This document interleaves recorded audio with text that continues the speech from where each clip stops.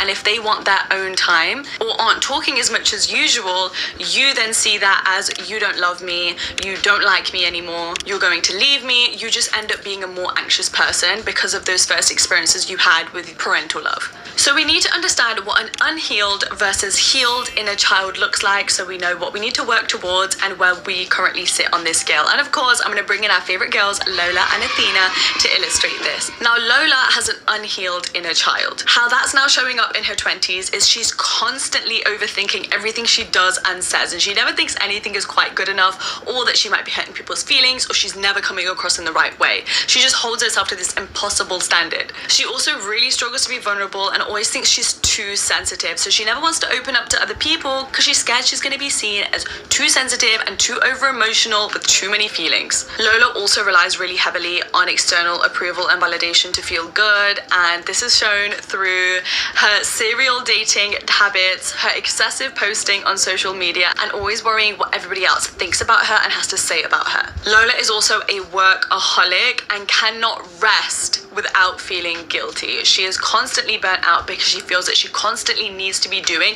just to feel stable and okay with herself, because that was the kind of chaos that showed up in her childhood. She constantly had to be up, about, and doing things in order to be seen as a worthy human being. And lastly, Lola freaks out and panics whenever she notices that somebody's a little bit quieter than usual or having their own time. Rather than seeing that as somebody just needing their alone time, she equates it with she's too annoying, they don't like her anymore, and maybe they're going to leave her. Essentially, her nervous system and her subconscious is still living in the past, and she hasn't been able to move on from those early childhood experiences, which is now wrecking her current relationships. Athena, on the other hand, has a healed inner child. Now, Athena has not had the most perfect childhood, but she has put in the healing and the reparenting work, which has now allowed her to have a really healthy relationship with her inner child and to be in a more healed place in her life. Athena was able to overcome her people-pleasing tendencies that she learned as a child, and now holds boundaries confidently and calmly, knowing it doesn't make her a bad or a mean person. She can confidently show up and say no and actually look after her energy and her needs without having to feel guilty about it. Athena constantly journals and goes to therapy and holds her emotions and can healthily vent to her friends without spiraling or thinking that it makes her an annoying person.